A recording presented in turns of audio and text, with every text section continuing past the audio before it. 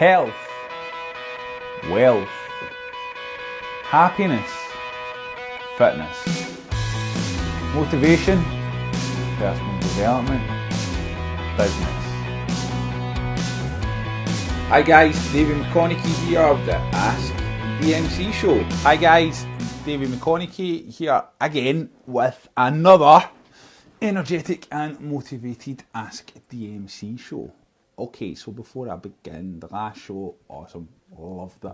I loved the energy, loved watching it back, loved making some edits, and this is the energy I'm going to bring from now on, all the time, energetic, boom, charismatic, hands will go about the place and all the rest of it. But you know what? I'm here to motivate, I'm here to inspire, I'm here to educate, I'm here to piss some people off probably, which I'm not doing intentionally. I'm not here to annoy anybody. I'm just talking about stuff. I'm sharing things that have happened in the latest part of my journey. I'm giving my opinion based on 10 years within the industry. I'm giving my experience based on creating a really successful business with two really successful businesses, and building my own gym, growing my own team, and managing all those kind of challenges that come in when you do things like that. And also today is the 4th birthday of the gym, so excited about that as well. And I've also just brought on my latest coach, Brendan, who is Premier Training qualified. So to the uneducated, that just means that he's done one of the top personal training courses, and he's also an ex-professional dancer, and he danced with Michael Flatley in Lord of the Dance. Lastly, he's a top transformation from this year, so he's been on the programme for about a year and a half and really transformed his body. So he's down on the gym floor just now, getting involved with everybody. So really kind of fitting, really awesome way to be able to contrast and compare where we were to where we are just now, and then congratulate the team, congratulate the crew, congratulate myself as well privately, and then celebrate, which we're going to do tomorrow night. And it grows again. You know, what was it? What's that film? What was that film, Rob? You know, build it and they will come. Field the dreams, isn't it? Field the Dreams, older film. Yeah, I'm going to interact with Rob as well. Rob's here. You know, promoted him the last time as well. He's my media man. RobWallaceMedia.com. Whatever you need. You know, 3D stings to come out, infographics, photos, custom shops, video work, anything that can be filmed, apart from porn. Do you do porn, Rob? He's shrugging his shoulders and blushing a wee bit here. It depends on how much your money's going to be. So anyway, today's episode is all about what life taught me when I got diverted in the fog. So we're going back about 10 days. So if you'd been with me about 10 days ago, you would have been in the car beside me, looking at me, driving along. You know, it's kind of 3:45 in the morning. I get here at 5 o'clock on a Saturday because I do a 2-hour boxing session with Stephen. The two of us training together, pushing each other and having fun. So I get up early and I leave nice and early. So normal route, driving along, you know, tunes are on, roads are nice and quiet, pitch dark. Then all of a sudden, I see it in front of me, and I'm like, no way. And it's the yellow sign, diversions ahead. And I'm like, fuck, oh man, they're doing roadworks. Now, what I need to tell everybody is, I'm good at driving if I'm driving in a straight line. I'm not the best driver. Right? I don't crash into people. I have had one road traffic accident, which was about 15 years ago. I've never been stopped for speeding. I'm not nothing like that ever. Right, but I'm not the best driver. Generally, Julie drives most of the time because she's much better than me at it. And the way that I am, if somebody's better than me at something, I tend to let them do it. I'm quite happy to delegate and just pass that over. Anyway, I'm there. And I'm like, really? And it's like the first part of the motorway. So I'm just out of Larbert. I've only been driving for about 10 minutes. And we were talking about, I think it might be Norfolk Scythe. It's the cut off before the big Castle Carey arches, the train, but So then I have to follow the diversions. I'm like to myself, right, that's cool, no bother, Davey, you'll be alright. Just follow the red signs, you know, because it had happened a couple of weeks prior, but that was kind of nearer Bishop Briggs, and it didn't take me any longer. So, all of a sudden, I'm off the motorway, and I'm on these back roads, and I swear to God, you couldn't see 2 feet in front of the windscreen. The fog was horrendous. So fog lights are on, music goes off. I'm like, pure wee windy roads. Like, is there somebody's going to come up? You know, slowing down. Really, you can't see anything. I mean, the corner's like off. You're there all of a sudden. It's a corner.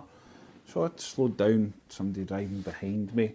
So this goes on for a couple of minutes, and then all of a sudden I end up in a kind of more built-up area. There's houses. There's the 30 mile per hour limit. See that we go in, there's kind of street lights and all that kind of stuff, and I end up in a convoy. So right at the front there's a big Esso tanker, then there's a kind of another kind of lorry, and then there's a car. And what happens? What happens to me when I'm in this convoy? I switch off. I'm like, right, cool, that's fine, you know, I can't overtake them. They seem to be going the right way, and that's no bother. So driving along, everything's cool, put the tunes back on again. Esso tanker takes a left at the roundabout, we drive in a wee bit more, all of a sudden the car that's in front of me does a U-turn, Esso tanker stops, truck stops, and I'm like, right, what do we do now, Davey? So I think, well, that guy turned about, so obviously this is the wrong way, which became quite apparent. So I turned about. 3-point turn, didn't touch the curb, I was quite impressed with myself. Away I went, and then I come back to the roundabout. And guess what I've got at the roundabout? 2 options. 2 follow arrow options in a place that I've never been before. And I'm like, right, what one do I pick? What one do I pick? I always go left. I always go left, so left one. So that's fine, so we're driving again through the other outside of the built up area, back onto the country roads, back into the fog. For a while, and I'm thinking, I think I know this road, I think I've been here before, and then all of a sudden I see a signpost for Croy. And I'm like, Davey, you dick, you're going back the way you came. And I'm like, oh man, I'm going to be late. Like, so I start freaking out, and then all of a sudden I'm going a wee bit too fast for the road, and then there's a sharp, proper sharp left turn. I'm like, yeah, fuck. Brakes on, gears down. So I kind of clipped the curb very, very slightly. The car was fine. But then it was like, pure right, Davey, that was dangerous. You have to slow down now, you have to focus, you have to concentrate. So I really kind of started to, you know, my really cool friend Claire Thomas, Velvet Design, she's my graphic designer, she was talking about this on Wednesday, just there, that she'd passed me on the motorway, and she was like, I was pure waving at you, I was like, Davey, hi! And I was sitting like, I'm here. I really need to concentrate, especially when there's like 5 lanes and people are moving in and out and it's wacky races. I'm like, oh fuck man, I don't enjoy that part. So anyway, boom, fog's here again. And then I start getting all this oncoming traffic, right? And I'm like, oh, like fog lights and shit. And I'm like, no. Right, concentrate, great. So eventually, I get to a point where there's a roundabout. So obviously, I go round the roundabout and I come back again. But then there's more oncoming traffic again, and I'm winding through these roads, and it's like proper, like, really, really, really having to focus here, really having to concentrate, like proper, like pure white knuckle, like. And then I end up, I'm in Lindsay, and there's no signs at all. I've been round this roundabout about 6 times. I haven't round it that many times. I'm dizzy. I'm like, so I stop, and I go, right, what's your options here, big man? One of the conversations with myself again. I'm like, Google Maps. Oh, I hate Google Maps. Part of my dyslexia means that I really struggle with things like filling in forms.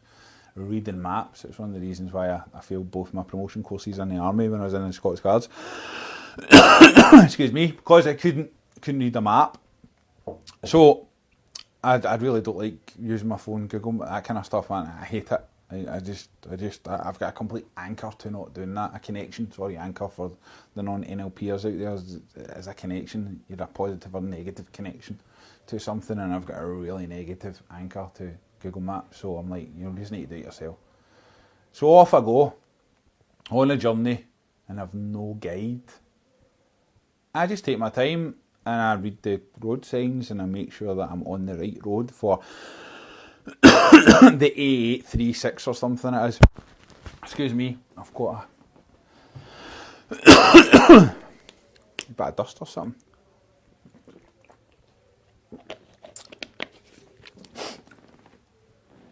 On I go. On I go. And I'm on the right road. I realise when I see Bishop Briggs, or the road to Bishop Briggs, that I'm on the right road. And then in Bishop Briggs, and see Asda and all the built up area in Glasgow, and I'm like, yes. 90 minutes.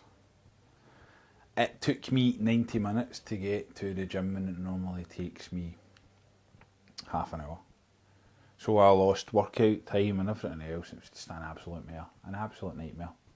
Now, why am I telling you about a story about me and my dodgy driving, the fact that I struggle to read road signs when there wasn't even any road signs? I'm guaranteed somebody pissed out their nut, having a laugh. I'm going to take that up the road with me. Some student, that'll look good on their wall.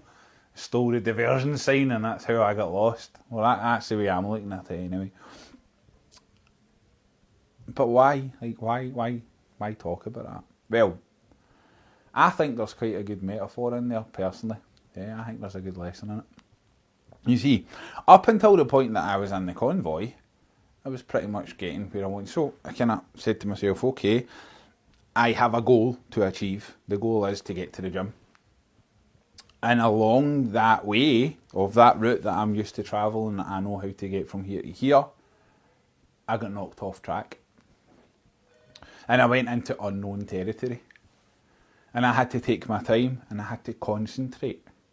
And I had to really focus and pay attention to everything that was just directly in front of me in order to make that distance, in order to go to where I thought I was supposed to go. And then a guide appeared.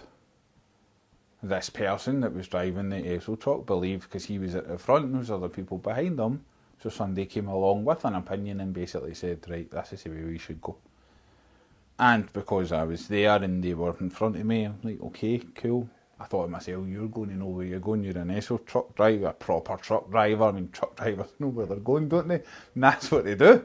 They drive from A to B every day, sometimes massive amount of miles. So like, they're going to be switched on. That's his profession. He's a professional driver. He's going to know where he's going. And I followed him, and he took me the wrong way. And then again, I ended up on my own. So my guide, who was more experienced, who had a better professional pedigree, which is all just presumptions by me, by the way, took me the wrong way. So then what happened? Well, I had to reevaluate how I was going to then get on the next part of the journey, because I actually started going backwards. And going backwards, I was like, oh man, this is like, I'm actually going backwards here. And for the people that struggle with their weight, and for the people that, have lost weight and maybe put it back on, you can maybe relate to where I am here at this point, within this kind of story framework, metaphor, shall we say. And I had to slow down. And eventually I had to stop. And I had to evaluate where I was, and then I had to come up with an option of what I was going to do next.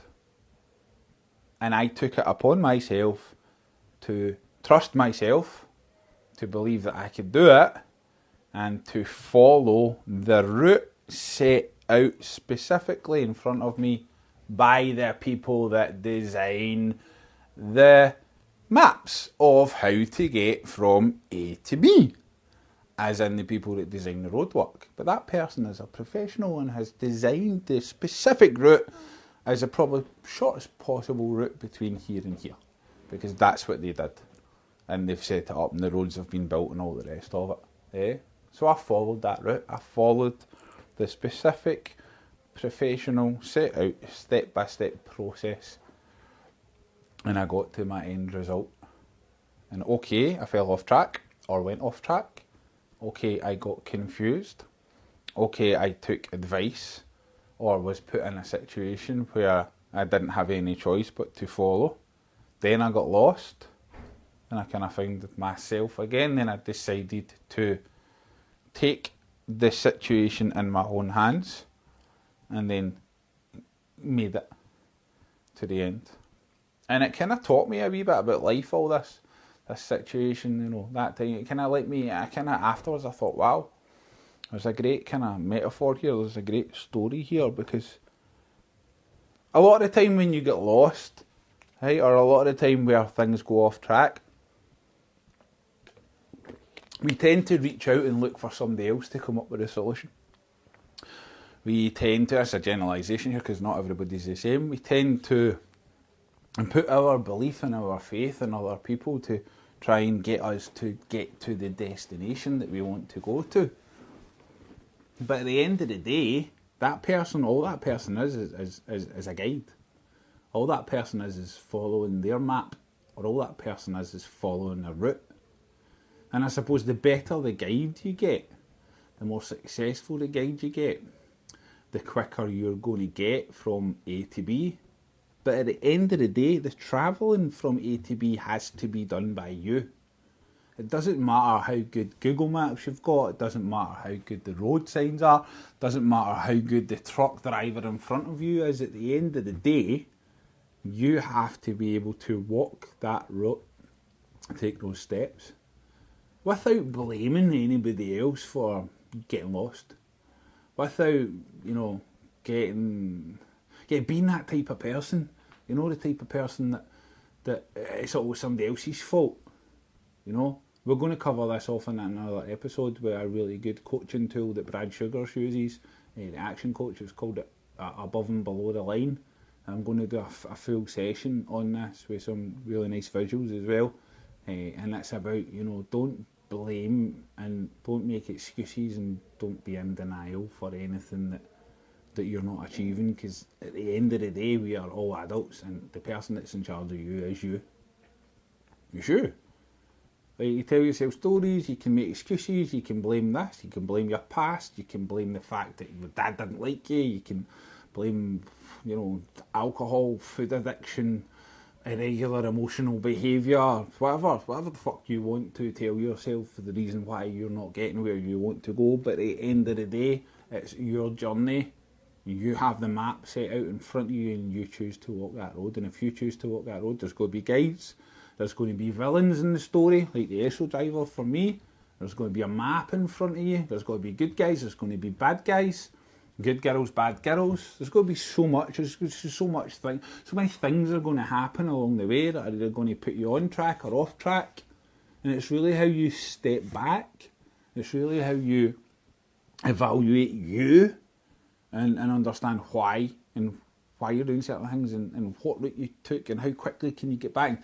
Sometimes, like me going back to Croy, you might clip you might end up in an accident and go the wrong way, but that doesn't mean you need to keep going the wrong way. You don't have to keep going the wrong way. You can decide to stop and reevaluate the map and choose a different destination and move away and move on and go and try and find a new road, a new journey, a new path to follow. So yeah, today's episode, a bit deep and a bit philosophical and stuff, but that's me. I love being deep, I love thinking about stuff, and I love sometimes just the lessons that you can get from, not just from life, but from people. I think, and I feel, and I believe that every single day there's an opportunity for growth and development. Every single day there's an opportunity to be grateful and excited and passionate and proud and loving and educated. There's always good that comes out of bad, and there's always an opportunity to be able to see the good in every situation, but you can also learn. You can learn from people, and you can learn from stuff and things, and you can learn from your past, and you can change the direction of your future, and you can do all these things if you want to. And yeah, that's that. Yeah, you can take from this whatever you want. Yeah, I hope it's been motivational, I hope it's been educational, and I hope it in some way it's inspirational. I'm loving the way things are at the moment. It's really awesome. Like, we're getting these episodes done, we're getting them filmed and produced, and I'm sending out my daily emails, and I'm getting some awesome feedback, and I'm loving the creation of the videos and the workouts. And we're doing a cookery, filming a day's cookery on the 8th of November, which is not that far away. Next Sunday, I think it is. We'll spend the whole day filming cookery stuff, which is another huge, massive passion of mine, is food. Eating it, thinking it, watching it being cooked. I have my favourite kind of diner chefs. I've got my favourite kind of, Michelin star chef. I've got my favourite, the amazing, chef that I love watching. Just everything about food. It's such a huge passion of mine, and eating, of course, as well, and tasting everything that comes with it. So making this cooking and cuisine videos, making a whole section of these videos, is something I'm really passionate about. So I'm going to wrap it up there. What time are we on, Rob boy? 21 minutes. 21 minutes. Here's my commitment to you guys as well. I'm going to try and keep these videos to around about 15 minutes. Around about 15-20 minutes, not any longer than that, because I don't, I don't want to be taking up too much of your time. But I do hope that you enjoy the stuff that I'm doing. If you have any questions, just email below here, Davey at dmcfitness.co.uk, Davey at dmcfitness.co.uk. And if you need anything and I can help you, I have a library of information there. Not everything's about, having a new client, and it's not all about business. That's not where my values sit. I'm a passionate teacher. I love being able to help people. And if there's something going on with you, or there's some area in your life that you want to improve, then, hook me up, man, and let's have a chat. The initial consultation is completely free. And hopefully I'll be able to, in that hour, do something to give you a solution framework, or push you in the right direction, or introduce you to the right people, or whatever it is. But if you're in the fog and you don't know where you're going, reach out and ask for help, because that was my next option. I was going to phone Julie and wake her up and say, Julie, I'm lost.